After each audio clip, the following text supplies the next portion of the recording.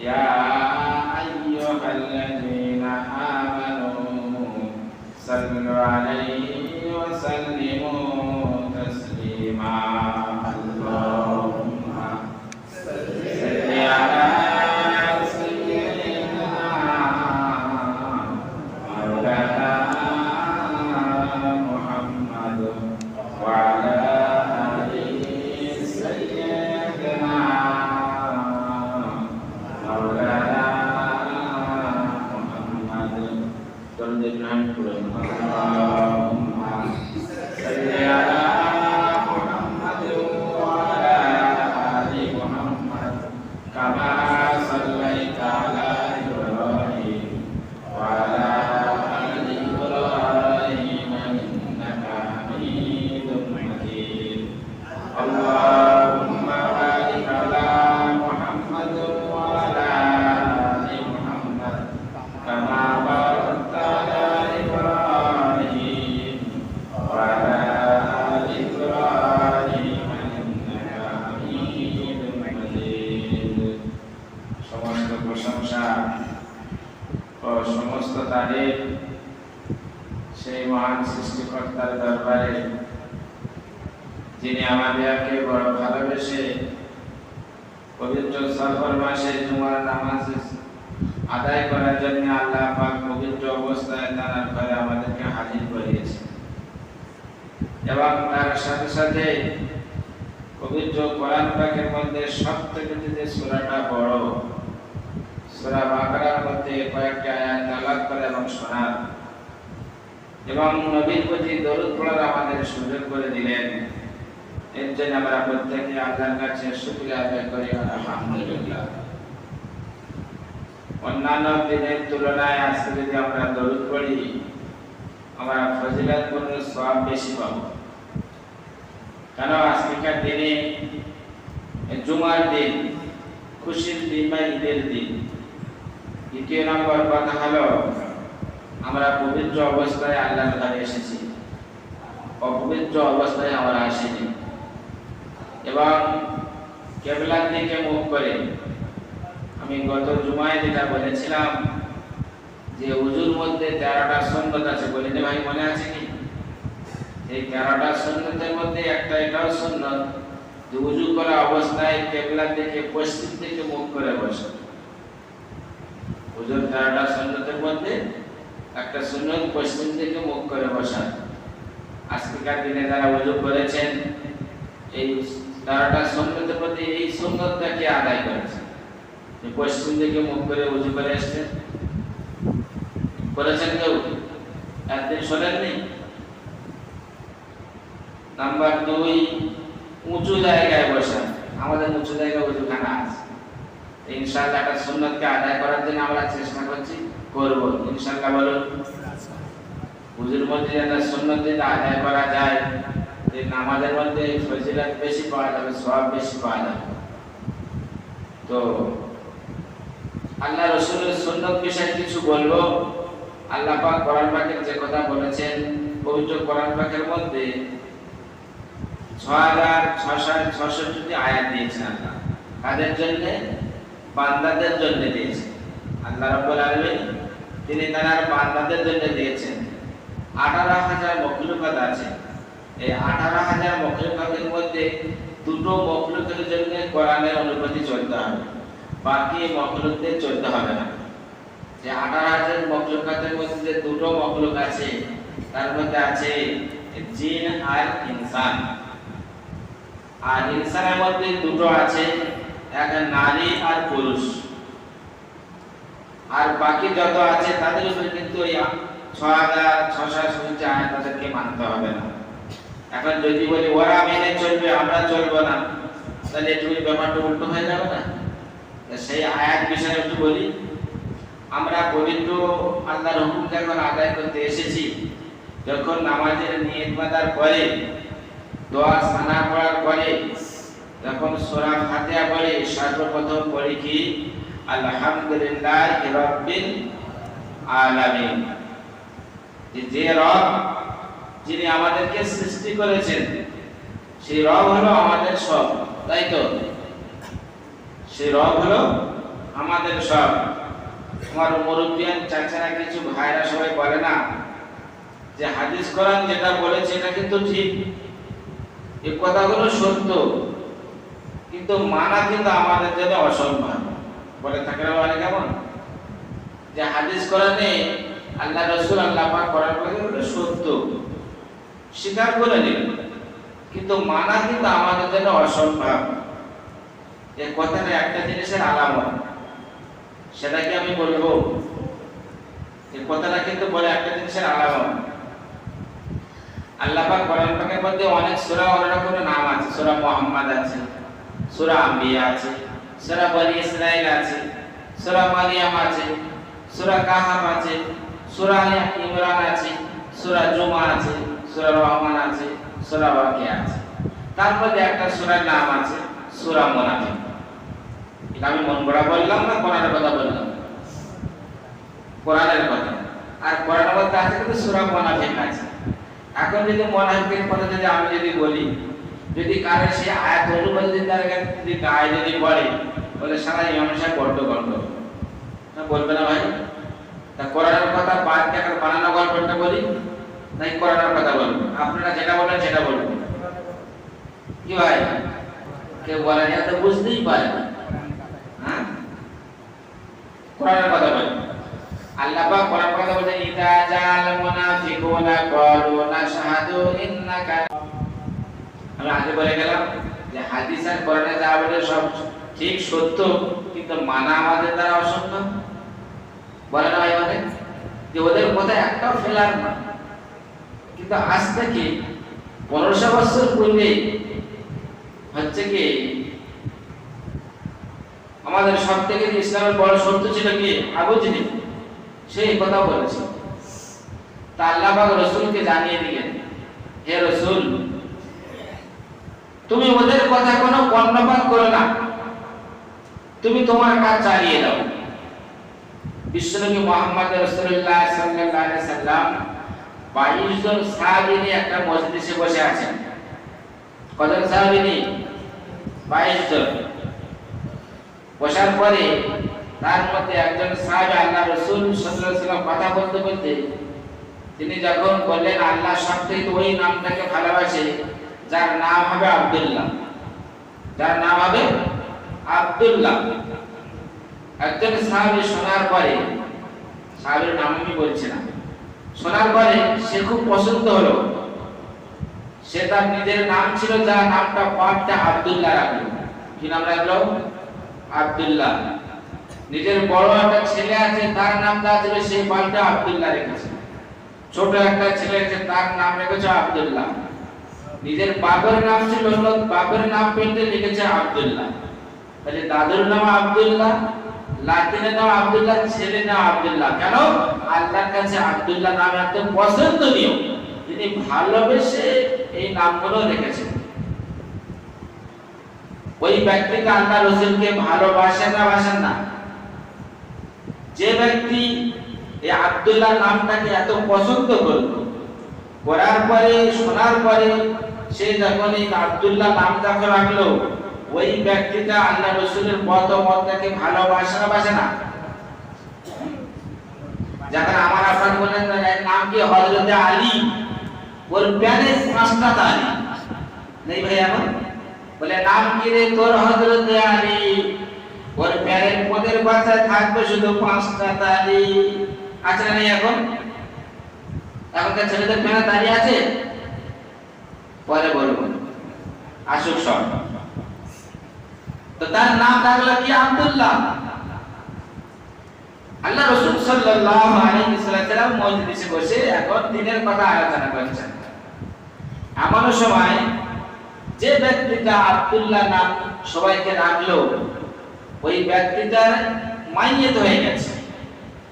যাওয়ার পরে ওনার বড় সন্তান, বড় ছেলেটা এসে বলছে, ইয়া রাসূলুল্লাহ, আমার আব্বা জান পরকাল গমন করেছেন, তার কাফনের সব ব্যবস্থাপনা হয়ে গেছে, আপনি তার জানাজা পড়িয়ে দেবেন, চলুন।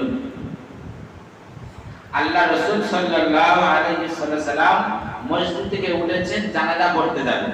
কে বলছেন? আল্লাহ রাসূল জানাজা পড়তে যাবেন। হযরতে ওমর ফারুক রাদিয়াল্লাহু তাআলা আনহু আল্লাহ রাসূলের হাতটাকে টেনে ধরে ইয়া রাসূলুল্লাহ ওই ব্যক্তির জানাজা পড়াবেন না। আল্লাহ রাসূল জানাজা পড়াতে যাচ্ছেন আর হযরত ওমর ফারুক রাদিয়াল্লাহু তাআলা ওই ব্যক্তির হাত ধরে ইয়া রাসূলুল্লাহ আপনি ওই ব্যক্তির জানাজা পড়াতে যাবেন না। আল্লাহ রাসূল সাল্লাল্লাহু আলাইহি ওয়াসাল্লামের সঙ্গে যে 22 জন সাহাবী ছিল 21 দিন দাঁড়িয়ে পড়েছেন জানাজা পড়তে যাবেন, হযরত ওমর ফারুক রাদিয়াল্লাহু তাআলা কিন্তু ওই জায়গায় বসে আছেন কিন্তু ওঠেননি। আল্লাহ রাসূল এবং 21 জন সাহাবী সেই সাহাবী বা সেই আল্লাহর বান্দার জানাজা পড়তে সেখানে চলে গেলেন, কিন্তু হযরত ওমর আর তার নিজের জায়গা যেখানে বসেছিলেন ওই জায়গায় বসে আছেন। তখন যখন আল্লাহ রাসূল চলে যাচ্ছেন সাহাবাদেরকে নিয়ে, আল্লাহ রাসূল চলে যাওয়ার সময় হযরত ওমর ফারুক রাদিয়াল্লাহু তাআলা ইয়া রাসূলুল্লাহ হাবিবাল্লাহ যে ব্যক্তি তার সন্তানকে নাম রেখেছে আব্দুল্লাহ, তার বাবার নামটা পাল্টে নাম রেখেছে আব্দুল্লাহ, নিজের নামটা যা ছিল পাল্টে নাম রেখেছে আব্দুল্লাহ, ওই ব্যক্তিটি হলো অমুক ব্যক্তি যেদিন আপনি বদরের যুদ্ধে যাচ্ছিলেন আর যাওয়ার সময় ওই ব্যক্তি 300 লোককে জানের ভয় দেখিয়ে মওতের ভয় দেখিয়ে জিহাদের ময়দান থেকে মুখ ফিরিয়ে নিয়েছিল।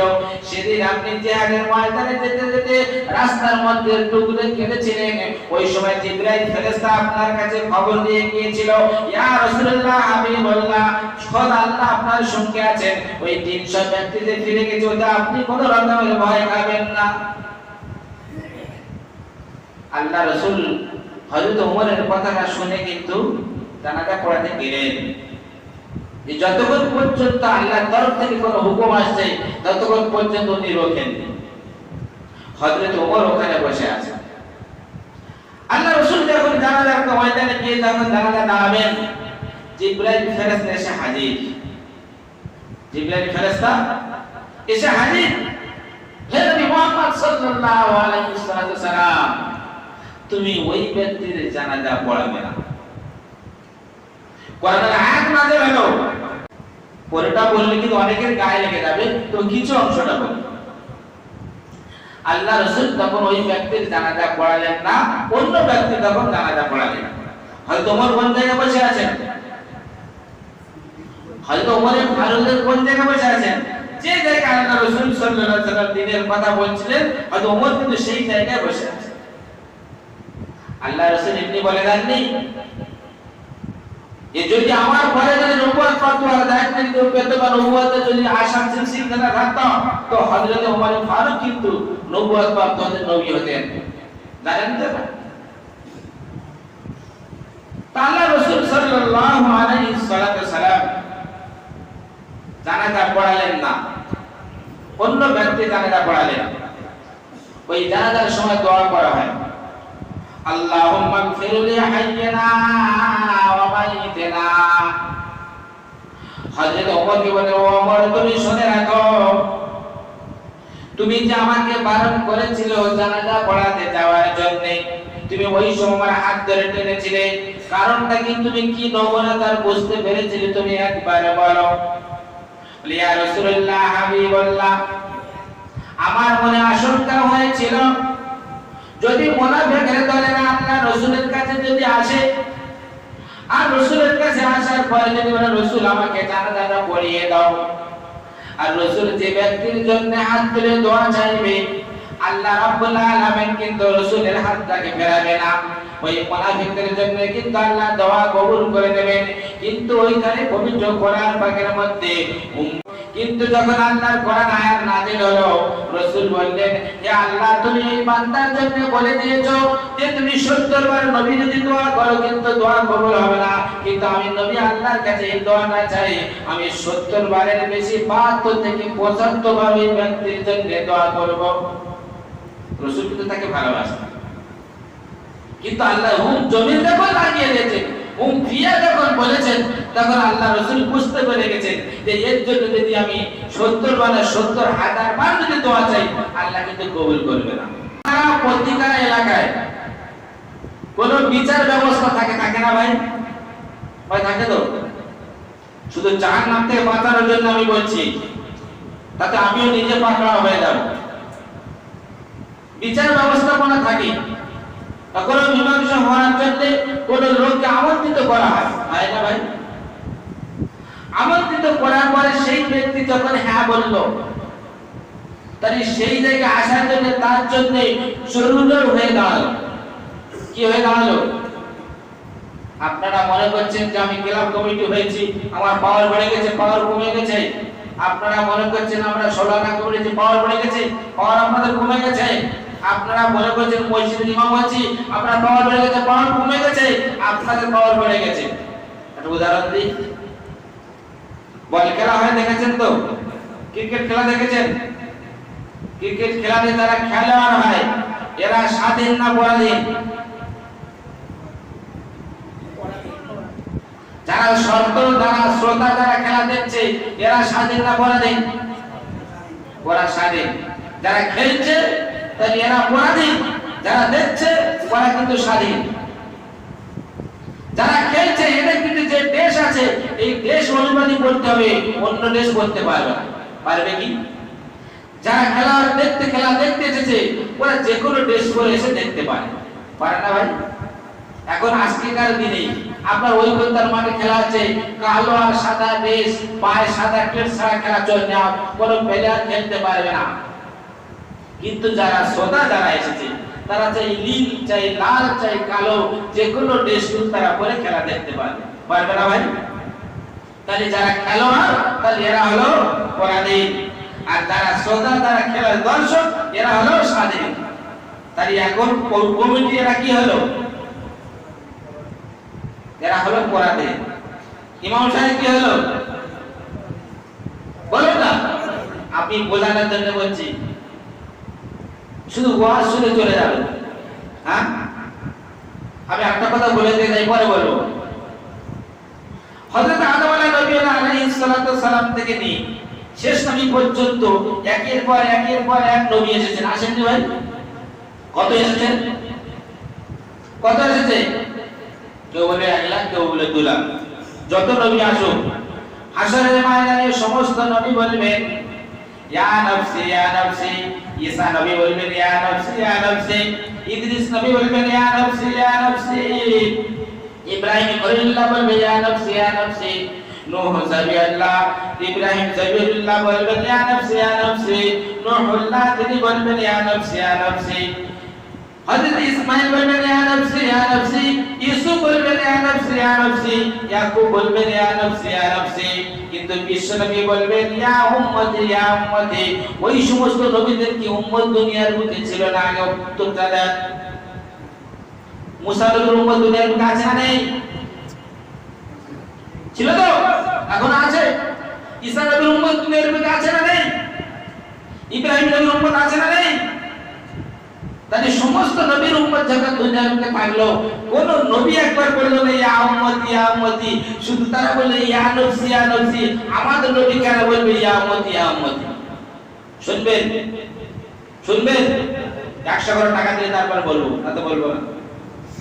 যে দিকে কোনোদিন শোনেননি আজ পর্যন্ত আমি বলতে পারি। শুনেছেন কি বলুন?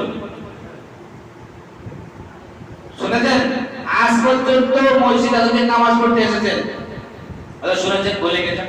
হ্যাঁ, তাহলে সমস্ত নবীরা বলবেন ইয়া নফসি ইয়া নফসি, কিন্তু শেষ নবী মুহাম্মদ রাসূলুল্লাহ সাল্লাল্লাহু আলাইহি ওয়াসাল্লাম বলবেন ইয়া উম্মতি ইয়া উম্মতি। কেন বলবেন এটা জানতে হবে, জানাবো। ফিরি আর হবে না। মরিশার কাছে অনেক ফিরি নিয়েছো, এটা জনসা বলতে গেলে 5000 টাকা আনতে হবে। আমি 100 টাকা চেয়েছি, তো আমার দিতে হবে না, কোথায় দিতে হবে সেটা বলে দেবো। এটাই পর্যন্ত থাক। আমি কোন কথা যাচ্ছিলাম? এই দেখুন সামনে একটু ছেড়ে এসেছি, বলে গেছি। কোন কথা যাচ্ছিলাম? খেলোয়াড় স্বাধীন না পরাধীন? যদি এইটুকু যদি খেয়াল যদি না রাখতে পারেন তাহলে কি হবে? হ্যাঁ, আমি যা বুঝেছি, আমি যা করেছি, যা বুঝেছি সবই আমার ভুল। আর ভুলের মাঝে থেকে থেকে হারালাম দুগুণ। আমি যা বুঝেছি, যা শুনেছি সবই আমার ভুল। ভুলের মাঝে থেকে থেকে হারালাম দুগুণ। এগুলো হারাবেন মরে যাওয়ার পর কুল হারাবেন, কুল এখন বেঁচে আছে যদি থাকতে পারে। শুনুন তা আল্লাহ রাসূল সাল্লাল্লাহু আলাইহি ওয়াসাল্লাম বললেন, ও আমার উম্মতেরা তোমরা শোনো, যদি তোমরা আমার উম্মত প্রকৃতপক্ষে হতে পেরেছো দুনিয়ার বুকে, তাই দুনিয়ার বুকে তোমরা খেলোয়াড় সাজো কিন্তু শ্রোতা সেজো না, খেলোয়াড় দেখতে সেজো না, তোমরা খেলোয়াড় শিখে দাও, তাহলে কিন্তু তোমরা দুনিয়া ছেড়ে বিদায় দেওয়ার পরে তোমাদের এমন একটা জায়গায় দেওয়া হবে, ওই জায়গায় কোনো রকমের কষ্ট থাকবে না। খেলোয়াড়দের দেশ যেটা বলে দিয়েছেন যে রুট মোতাবেক, সেই রুট মোতাবেক করতে হবে, হবে না ভাই? যে কালার বলেন সেই কালার করতে হবে। আমার আল্লাহ রাসূল সাল্লাল্লাহু আলাইহি ওয়াসাল্লাম বলে দিলেন, যখন তোমরা আমার উম্মত হিসেবে মেনে নেবে, আমার উম্মত যখন তোমরা হয়ে যাবে, আমি বিশ্বনবী মুহাম্মদ রাসূলুল্লাহ কেমন দেশ বলেছিলাম তোমাদের কি জানা নাই? আমি বিশ্বনবী মুহাম্মদ রাসূলুল্লাহ দুনিয়ার বুকে কেমন ভাবে চলেছিলাম তোমাদের কি জানা নাই? আমি বিশ্বনবী মুহাম্মদ রাসূলুল্লাহ দুনিয়ার বুকে থাকতে মানুষের সঙ্গে কেমন ব্যবহার করেছিলাম তোমাদের কি জানা নাই? যদি তোমাদের জানা যদি না থাকে, আমি রাসূল দুনিয়া ছেড়ে বিদায় নেব, কিন্তু আমি চলে যাওয়ার পরে আমার আল্লাহ রাব্বুল আলামিন যে কোরআন দিয়েছেন কিতাবুল্লাহ আর সুন্নাতে রাসূলুল্লাহ যে দুনিয়ার বুকে আছে, ওই দুটোকে তুমি মেনে নাও, তাহলে কিন্তু তুমি কামিয়াব হয়ে যাবে। মানে আমরা আবার মানে আজকে জুমার দিন নামাজ পড়তে এসেছি, সর্বপ্রথম এসে নবীর প্রতি দরুদ পড়েছি, পড়িনি ভাই? কোন নবীর প্রতি? কোন নবীর প্রতি দরুদ পড়েছি? আর কোন নবীর প্রতি পড়েছেন? এরা জানেই না, এরা পড়েনি, এরা ঘরে চুপ করেছিল, কাজের চাপ প্রচুর। আরে ভাই আমার আছে নিয়মে জানতে যাচ্ছি বলে করে খোদবা টাইম বলে যা গিয়ে দরকার হয় না ভাই এমন। আর আমরা হাদিস কোরআনে আপনারা কম বেশি আমার থেকে বেশি জানেন, যদি জেনে শুনে ইচ্ছাকৃত ভাবে যদি তিনটে জুমার যদি নামাজ যদি ছেড়ে দেয়, সেই ব্যক্তির কি বলা হয়? আমি কোরআনে আয়াত কথা বলে গেছি, এখন সেদিকে হোম জমিন সেদিকে যাইনি, ওদিকে রেখে দিচ্ছি, বললে পাকড়াও করবে আমাকে, ইটাই কত ঘুষঘাস করছে, ইমাম সাহেব বড় ডিস্টার্ব করতেছে, হ্যাঁ আবার বলবে আবার আমার পালা কথা বল। তো আল্লাহ রাসূল সাল্লাল্লাহু আলাইহি ওয়াসাল্লাম বললেন, ইজা জাল মুনাফিকুনা ক্বালু নাশহাদু, হে নবী মুহাম্মদ রাসূলুল্লাহ তুমি যে কথা বলবে মুনাফিকদের কাছে, আর মুনাফিকরা বলবে নবী মুহাম্মদ যেটা বলেছে এ ঠিক বলেছে, সত্য বলেছে, কিন্তু সত্য জবানে স্বীকার করার পরে কিন্তু তারা মানবে না। যদি এখন আমাদের টেস্ট করে দেখা যায়, যত হাদিস কোরআনের কথা আমাদের কাছে শুনি বা বলি বা জানি, আমরা জানি এটা ঠিক আছে, কিন্তু আমরা মানি না, ওই কোরআনের আয়াত অনুপাতে আমরা পড়বো না। কোরআনের আয়াত যেটা বললাম, আমরা যদি জেনে শুনে যদি ছেড়ে দিই, ওই আয়াত অনুপাতে আমরা পড়বো না। ভাই কারা জানেন না? হাত তুলুন। নামাজ পড়া ফরজ এমন কোন ব্যক্তিকে আমরা জানি না? হ্যাঁ সবাই জানে। রমজান মাসে রোজা রাখা ফরজ, এটা সবাই জানে। হালাল হারাম চিনে খান, এটা সবাই জানে। সুদ খাওয়া হারাম, এটা কে না জানে? কেউ জানেন নাকি যে সুদ খাওয়া হারাম? থেকে জানেন? হাত তুলুন দেখি। এটা সবাই জানে। সুদ খাওয়া যদি হারাম থাকে, একদিন ইমাম সাহেব বলছে, হুজুর বলে কি হয়েছে? বলছে ওমর একটা ব্যক্তি ও গেল একটা মরা মুরগি কিনে চলে এলো, ও তো খাওয়া হারাম। ও ইমাম সাহেব বলছে না রে, ওর জন্য হারাম। আশ্চর্য ইমাম সাহেব, মরা মুরগি আমার চোখের সামনে কিনে আনলো, সে পিঠে মেরে ধুলু করে গাল ধরে রক্ত বেরিয়ে গেল, তাই কিনে আনলো, এদের ঘরে খাচ্ছে, বলছে হ্যাঁ হালাল, ওর জন্য চলবে। হ্যাঁ রে বাবা চলবে। ও তো ঘরে বলেছে মা ওই ওরা যে মরা মুরগি কিনে এনেছে, ইমাম সাহেব বলেছে ওটা হালাল। হ্যাঁ তুমি একদিন বলছো এই মরা মুরগি মারা মুরগি খাওয়া যাবে না, হারাম করো, কিন্তু ইমাম সাহেবের জন্য বলে হালাল। তার মা এসেছে, বাপ এসেছে, দাদিও এসেছে, আসবে না? ও এসে ইমাম সাহেব ধরবে না যে হুজুর আপনি কোন সম্ভাবে বললেন ও মরা মুরগি কিনে এনেছে হালাল বললেন? হ্যাঁ আচ্ছা ওটা হালাল। বলে কেন? বলছে যে সুদ খায় ঘুষ খায়, সুদটা হারাম না হালাল? ওটা হালাল মনে হচ্ছে, ওটা হালাল তো। যে সুদের খায় তার জন্য মরা মুরগি কি যায় আসে, ও তো সমান ব্যাপার। যে মদ খায় তার জন্য সমান ব্যাপার। কিন্তু মদ খোররা কিন্তু কোনোদিন মরা মুরগি কিনবে না, ওরা জবাই করে কিনবে। যদি সেখানে না ভাবে যে বলছে কিন্তু জবাই করে না খাবে। তা আপনারা কি মদ খোর সবাই? বলুন, মদ খোর কেউ নয় দেখেন। আপনারা হালাল হারাম সব কিছু বলেন, হারামও বলেন, নামাজ পড়া ছাড়তে গেলে এটাও বলেন, না ছাড়লে কি বললে কি গুনাহ এটাও বলেন। কিন্তু যদি চোখ বুজে চুপ করে বসে থাকেন, আমি কার থাকবো যাবো? মরে গেলে আপনাদের জন্য দোয়া করতে হবে, কিন্তু মা তোমার বেশি খেতে হবে। আমি যে হাদিস কোরআনে পড়ে যা দেখতেছি তো, ইমাম সাহেব কোনো ছাড় পাবে না। দুনিয়ার মুখে একটা কথা শুনতে হবে, আর মরে গেলে ফের পেদানি খেতে হবে। না কোন দিকে যাবে? আল্লাহ রাব্বুল আলামিন কোরআনের মধ্যে বলে দিলেন, ও আমার বান্দা বান্দিরা শোনো, যখন তুমি কোনো বান্দা আমার কোনো বান্দা বান্দির জন্য তুমি দোয়া করতে যাবে, আর দোয়া করতে যাওয়ার সময় তুমি দেখবে ওই ব্যক্তিটা দুনিয়ায় থাকা অবস্থায় তার আখলাক চরিত্র কেমন ছিল, তার পোশাক পরিচ্ছন্ন কেমন ছিল। আল্লাহ রাসূল বললেন যে দুনিয়ার বুকে বেশি থেকে বেশি নাপাক অবস্থায় চলেছে। যখন সে দুনিয়া ছেড়ে বিদায় নেওয়ার পরে গোসল দেওয়া হয়, গোসল দেওয়ার পরে যখন তার কবরে শুইয়ে দেওয়া হয়, তার 3 দিনে 5 দিনে 8 দিনে 15 দিনে 22 দিনে 24 দিনে দোয়া করা হয়। ওই সময় ইমাম সাহেব, মুয়াজ্জিন সাহেব, পীর সাহেব, হাজী সাহেব যারা দোয়া করে আর দোয়া চাই, ও রব্বুল আলামিন যে ব্যক্তিটা দুনিয়া ছেড়ে বিদায় নিয়েছেন ওর কবরে আযাবটা বন্ধ করে দাও। ইমাম সাহেব যখন বলবে, ওই সঙ্গে মুসল্লিরা যারা বলবে সবাইকে পেদানি দেওয়া হবে। এটা হাদিস করার কথা, আমার কথা না। কিন্তু ইমাম সাহেব যদি দোয়া করতে না যায়, কিন্তু আর অন্য দাওয়াই দিয়ে দেবে, দেবে না ভাই? হ্যাঁ, তো এই জন্য ভাই মা থেকে সবাই বাঁচতে চাই তো। বিশেষ করে আমি দেখছি ভাই মৌত কোন মুহূর্তে আমাদের কাছে এসে যাবে, আর মৌত এসে যাওয়ার পরে যদি 1 সেকেন্ডের সময় দেবে না। বলছে নাম রেখেছে আমার হযরতে আলী, আমি মরে গেলে আল্লাহ রাসূলের যাওয়ার নাম ছিল আলী, চলে যাব আমি তাড়াতাড়ি ফিরি ফিরি জান্নাতে। আল্লাহ রাসূল বললেন নাম রেখেছে তোমার আলী, কিন্তু তোমার প্যানের পিছনে আছে 4 থেকে 5টা তালি। তুমি যখন আসবে কবরে তোমার হবে কিন্তু খুব জোরের পরে বললাম না আমি। কাকা ছাড়া করে জন ছেলেরা খুব ছাড়া করে না, পুরো না পড়া শুরু করেছে ভাই, পুরো না পড়া শুরু করেছে। দেখেছেন নামাজ পড়তে শুধু প্যান্ট টানছে, প্যান্ট টানছে কেন? বলে হুজুর নামাজ তো ফরজ, আর হাঁটুতে নিচে মধ্যে ঠেকে রাখা তো ফরজ। ও হাঁটুতে ওর কাছে এক গবলা কাটা, হ্যাঁ ওটা খুলে গেলে তো উজি নামাজ উজি থাকবে, নামাজ কি হবে? ও শুধু টানতেছে টানতেছে, ও নামাজ পড়ার দিক থেকে শুধু টেনে ওই দিকেই ধরে আছে। ওই জন্য জন ভাইদের কাছে আমার অনুরোধ, ভাই তোমরা ছেঁড়া প্যান্ট পরো না, টাকা দিয়ে পয়সা দিয়ে কিংবা ছেঁড়া প্যান্ট কিনবে, ছেঁড়া প্যান্ট পরে সমাজে গেলে লোক কিন্তু ভালো নজরে দেখে না। এক শ্রেণীর ছেলেরা মনে করে আমার চুলটা যদি পেছনে কচি কচি থাকে, সামনে যদি বড় থাকে, আগেকার লোকেদের স্পন্ডিলাইজার হচ্ছে বেশি, এখনকার ছেলেগুলো স্পন্ডিলাইজার হবে না, ওরা দিনে কমছে 50 বার ব্যায়াম করে।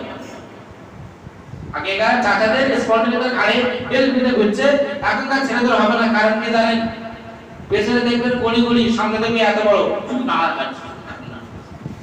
আরে যখন হাল চলছে গরু, আর গরু যখন মশা মাছি লাগে ওই শুধু মাথা ধরে মাথা। হ্যাঁ, এখনকার ছেলেরা চুল কেটেছে 24 ঘন্টা রাস্তা যেতে গালে ঢুকি। ওই জন্য ভাই আর শিরা গর্ভতে কেটে যাবে। জন ভাইদের কাছে বলি এইরকম ভাবে চুল কাটবেন, এটা শরীয়তের বরখলাফ। এটা তোমার দুনিয়ার লোক তো ভালো বলবে 600-800 টাকাতে চুল কাটছো। আচ্ছা যদি মাসে 3 বার চুল কাটে, মাসে 3 বার বলছি, বছরে 4 বার চুল কাটবে, একবার চুল কাটতে 600 টাকা খরচা, একবার চুল কাটতে চুলে 600 টাকা। তো যদি 600 টাকা চুল কাটে, বছরে 4 বার চুল কাটে, 4-6-24 টাকা চুল কাটাতে যায়। বাকি কার আমি আর বলছি না। কিন্তু এই যে ফজল খরচা করে শয়তানের ভাই ধরে তুমি করছো, আর মরে যাওয়ার পরে তোমার সুন্নতি পোশাক ভালো করে পরিয়ে দিল, এরকম পোশাক পরানো করার দরকার নেই। যারা ছেঁড়া প্যান্ট পরে ওদের ছেঁড়া প্যান্ট পরে বলে কাফন দেওয়া হবে। সুবহানাল্লাহ বলুন, কেউ বলবে। ওই জন্য ভাই পোশাকটা আমাদের আগে ঠিক করি। ঠোঁটে লিপস্টিক আনা যায়, ছেলেরা এখন লিপস্টিক দেওয়া শুরু করেছে, দেখেছেন? ছেলেরা তোমাদের লিপস্টিক দেওয়া যায় না, কারণ যায় যাতে সামনে তুমি বলবো তাড়াতাড়ি আয়। হ্যাঁ, মেয়েদের কিন্তু ঠোঁটে লিপস্টিক দেওয়া যায় না। আমার বলার উদ্দেশ্য ভাই এটাই যে আমরা মুসলমান ঘরে এসেছি, ইমানদার ঘরে এসেছি, আমাদের দেখে ভিন্ন জাতিরা শিখবে, আমাদের লেবাস দেখে তারা শিখবে, কিন্তু আমাদের লেবাসটা এমন হয়ে গেছে অন্য জাতিরা দেখছে এদের ন্যাংটা বানাতে শুরু হয়ে গেছে, এদের ঈমান সব শেষ হয়ে গেছে। আমি দুটো কথা রেখে দিলাম, যদি এই জুমায় যদি কেউ 100 টাকা করে ফেলে দেন, জুমার পয়সা বেশি হয়, কিন্তু দুটো কথার উত্তর সামনে জুমায় দেবো। দুটো কথা কি বলে রেখে দিলাম, মনে রাখবেন।